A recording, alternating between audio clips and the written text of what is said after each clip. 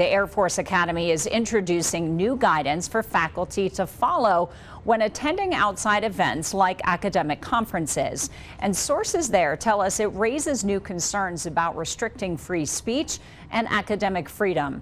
Senior reporter Brett Forrest obtained the emails and documents from the Academy to faculty about this change. He also obtained the Department of Defense memo that Academy officials say is forcing their hand to do this. According to emails shared with me from sources within the Air Force Academy, all faculty must now comply with new processes and fill out a new form if they want to attend conferences, whether they're presenting research or not. Sent to faculty and other staff last month, the Academy email says, quote, "In response to Secretary Hegseth's 15th September memo, all faculty and cadet participation presentations to non-federal entities must be approved by USAFA. An attached form has one specific line. Does content address DEI, gender, official Department of War positions, or policy?" One Academy source asks me, "Wonder if that has not crossed a constitutional line." So let's address two things here. First, is this a First Amendment free speech violation? And second, what is that September 15th memo from Secretary of Defense Pete Hegseth?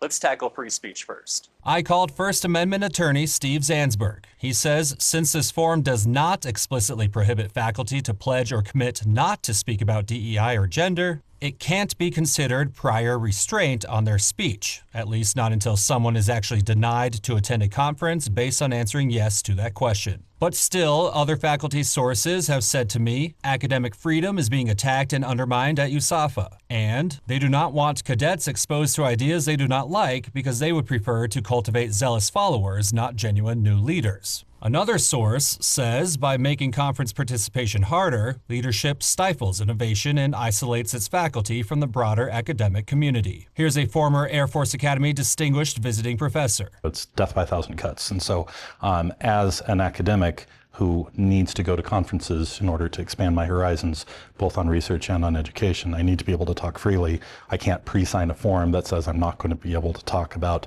this, that, or the other sort of issue. In response, the Air Force Academy says, "Our efforts are intended to ensure all faculty, cadets, and staff participating in external engagements adhere to policies and guidelines set forth by the Department of War and the Department of the Air Force, as well as relevant executive orders, and to ensure proper stewardship of U.S. taxpayer dollars." So what is that September 15th memo from Secretary Pete Hegseth? I had to reach out to multiple high-level sources, but I did obtain a copy. This was initially reported by some national outlets, but it was never published. This memo, and now how the Air Force Academy is instituting it, further frames the narrative the Pentagon is restricting speaking engagements amidst a media crackdown. The 7-page memo says this guidance does not require engagement solely with institutions that align with the department's viewpoints, while simultaneously encouraging, seemingly contradictorily, all defense personnel to maintain consistent and aligned public communications that reflect the policy decisions made by the department's leadership.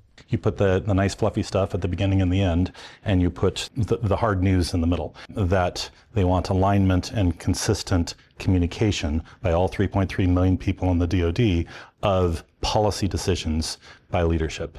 And that's a communist perspective. That's not a democratic perspective. I'm Brett Forrest reporting.